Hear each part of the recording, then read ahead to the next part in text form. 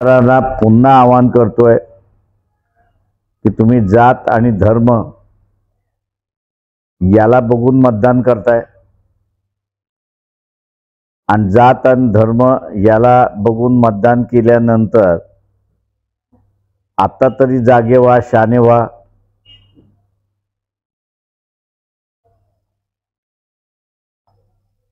आणि ज्यांनी आपल्या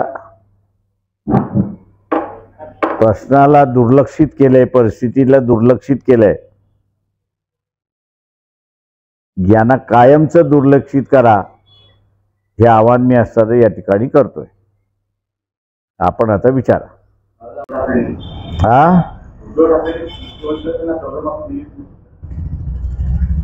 तुम्ही माझ्या ज्ञानात जर भर पाडली तर अधिक चांगलं होईल. जरा किती लाखाचं शेतकऱ्याचं कर्ज माफ झालं होतं त्याची मला माहिती दिली तर अधिक चांगली होईल.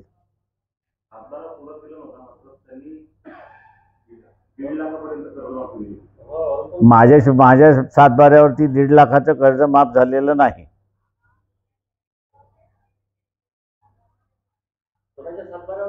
माझ्या सातबाऱ्यावरचं कर्ज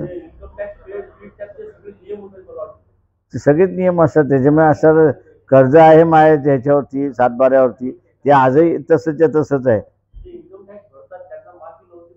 अच्छा.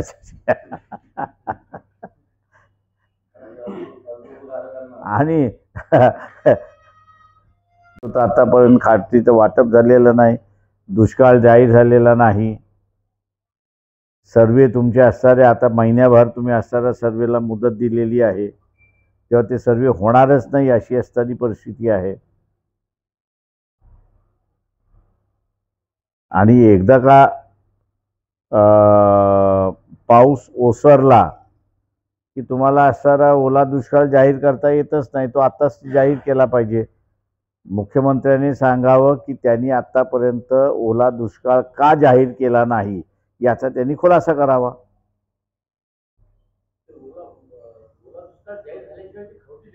अजिबात.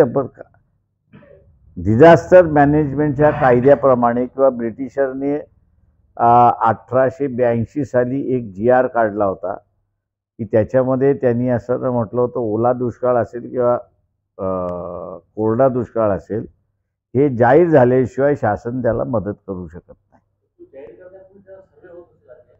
सर्वे काय तुम्हाला आता सॅटेलाइट आलेलं आहे, 2 मिनिटात तुम्हाला असणारा सर्वे होतो.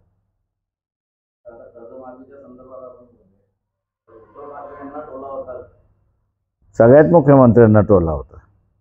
जे मुख्यमंत्री झाले आणि ज्यांनी आता मागणी मागतात आहेत की सातबारा कोरा करा, तुम्ही मुख्यमंत्री असताना काय करत होता ते सांगा ना.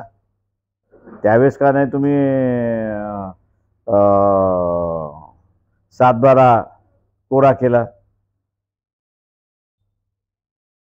सत्तेवरती बसल्यानंतर मला इकडे बघायचं आणि सत्तेवरती गेल्यानंतर मग दुसऱ्याला म्हणायचं की शहाणपणा शिकवायचा त्याला की तू सातबारा मोकळा कर.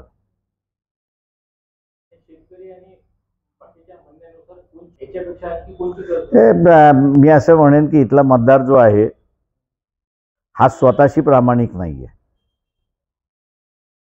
तो प्रामाणिक आहे जात आणि धर्म याच्याशी प्रामाणिक आहे.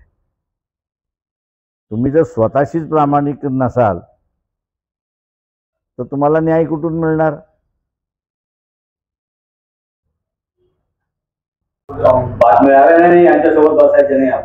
बीजेपी के साथ बैठना नहीं, बाकी किसी के साथ भी बैठो. हो चालतील.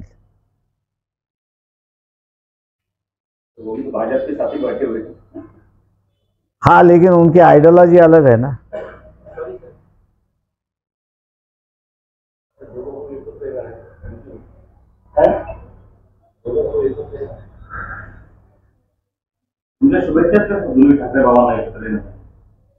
मी कोणाला शुभेच्छा देत नसतो राजकारणात. चला थँक्यू सगळेजण आलात त्याच्याबद्दल आभारी.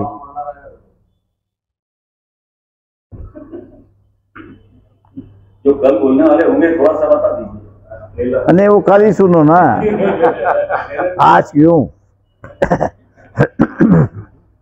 हा बराबर